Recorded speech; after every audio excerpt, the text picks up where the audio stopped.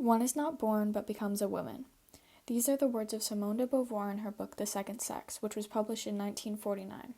In this quote, she is explaining how, although there are biological differences between the genders, women become women because of the circumstances of our society today.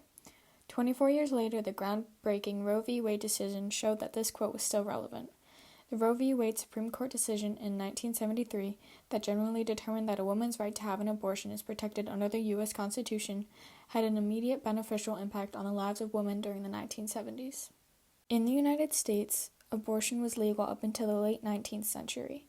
A common technique used to terminate a pregnancy was an abortion pill, but unfortunately these pills were known to be very dangerous and sometimes fatal. In the 1850s, the American Medical Association strongly wanted abortion criminalized. In 1873, New York made it illegal to sell contraceptives or abortion pills. In 1902, a law was passed to deny treatment to women from illegal abortion complications until she confessed. This made women fearful and kept them from getting treatment for their complications. In 1910, if a woman came into a hospital with abortion or pregnancy complications, the doctor had the responsibility of making the decision to abort or to give treatment.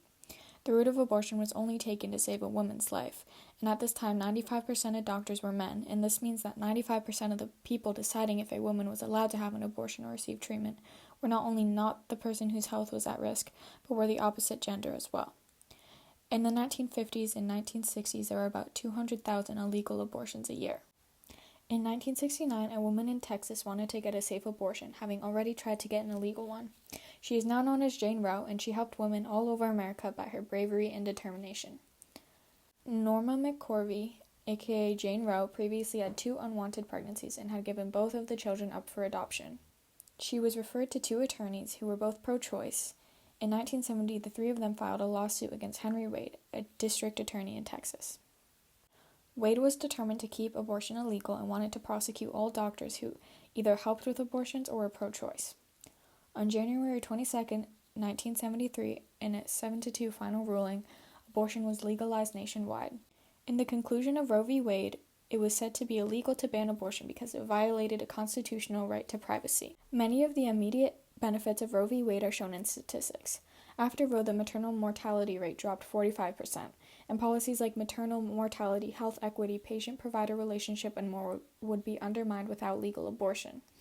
And only 12% of medical schools teach first-semester abortion as an aspect of gynecology, and this is harmful for women in need of abortions. Even conservative data shows that getting an abortion is 7 times safer than carrying a baby through. 40% of teen mothers finish high school, and less than 2% finish college by age 30. 2/3 of families with teen parents are poor, and 2/3 of kids with teens as parents get a high school diploma, and they are also likely to not be able to escape poverty. With legal abortion, teen girls who get pregnant will not have to worry about starting a family so young when they're not ready, or when they don't want kids at all.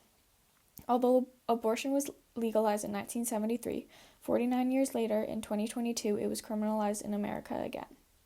In the court case of Dobbs v. Jackson Women's Health Organization in 2022, Roe v. Wade was overturned, and currently 14 states have a legal abortion. The almost immediate beneficial impact on the lives of women during the 1970s from the Roe v. Wade Supreme Court ruling that determined that a woman's right to get an abortion is protected under the Constitution was phenomenal. The 2022 overturning of Roe v. Wade was a big step back for women's rights.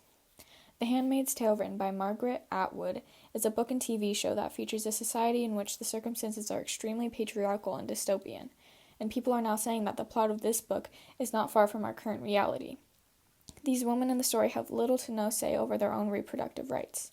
The next election could be very detrimental to women's rights, which makes people wonder about what other human rights could be affected, such as same-sex marriage. It seems that our day-to-day life is becoming more and more like that of The Handmaid's Tale.